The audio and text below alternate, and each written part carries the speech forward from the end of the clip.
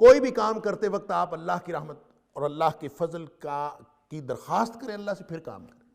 جو دعائے استخارہ ہے وہ اصل میں اسی لیے سکھائی تھی، ہم نے اس استخارے کو بالکل ایک قرآن اندازی اور وہ جو شعبدہ بازی کا بنا لیا ہے کہ وہ آپ جیسے پرچیاں ڈال کے یہ کام کرنا ہے کہ وہ کرنا ہے، استخارہ کرنے کو استخارہ کروانا بنا لیا۔ یہ پتہ نہیں شریعت کہاں سے آئی، اور اب تو استخارے کرنے والے بیٹھے ہیں، اللہ تعالیٰ معاف فرمائے، اور پتہ نہیں کون کون سے تکے قرآن کو بھی استعمال کر رہے ہیں۔ نام بتائیں جی، والدہ کا نام بتائیں، اور قرآن کھولتے ہیں ایسے ذرا سا منہ ہلایا، آپ کا جی یہ مسئلہ ہے، چلو جی اب یہ کیسے بتایا، کہاں سے استخارہ آیا، یہ ساری اس کا شریعت اسلامیہ کے ساتھ کوئی تعلق نہیں۔ شریعت نے جو استخارہ بتایا ہے وہ اصل میں یہ اللہ کا فضل اور اللہ کی رحمت حاصل کرنے کے لیے۔ استخارہ کا لفظی معنی ہے اللہ تعالیٰ سے خیر مانگنا۔ استخارہ الف سین تے طلب پائی جاتی ہے، تو استخارہ کا مطلب خیر مانگنا۔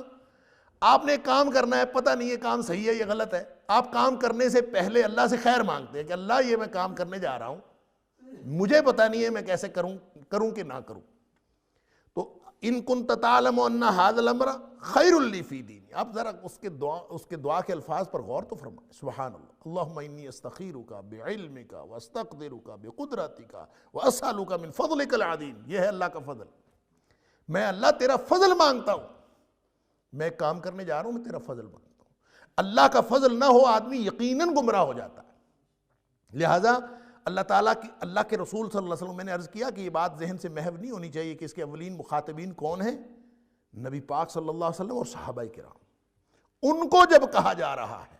کہ تمہارے اوپر اللہ کا فضل اور اللہ کی رحمت نہ ہوتی تو تم شیطان کے پیروکار بن چکے ہوتے، جب ان کو کہا جا رہا ہے تو ہم کس بات کی مولی ہے؟ ہمیں تو ہر وقت اللہ تعالیٰ کے فضل اور اللہ کی رحمت کی ضرورت ہے، اور ہم اللہ سے اگر ہر وقت یہ دعا کریں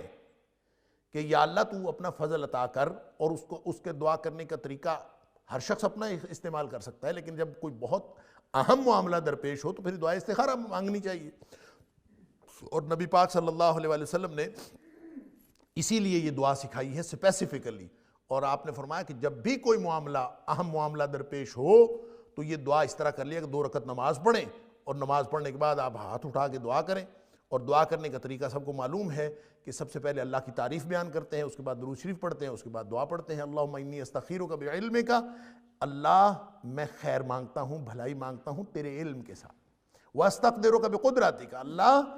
تیری قدرت سے میں طاقت مانگتا ہوں، واسألک من فضلک العظیم، اللہ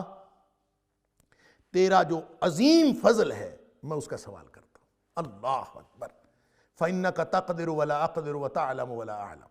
وَأَنْتَ عَلَّامُ الْغُیُوب، اللہ تیرے پاس طاقت ہے، میرے پاس طاقت کوئی نہیں، تو جانتا ہے میں نہیں جانتا، اور علام الغیوب تو ہے، غیب کے سارے خزانے تیرے پاس ہیں، مجھے تو پتہ ہی نہیں ہے۔ ان کنت تعلم ان ھذا الامر خیر لی فی دینی ومعاشی وعاقبۃ امری فاقدرہ لی ویسرہ لی ثم بارک لی فی، اللہ اگر یہ کام میرے لیے اچھا ہے تو پھر میرے لیے کر دے یہ کام، اور پھر آسان بھی کر دے، مشکلات دور کر دے،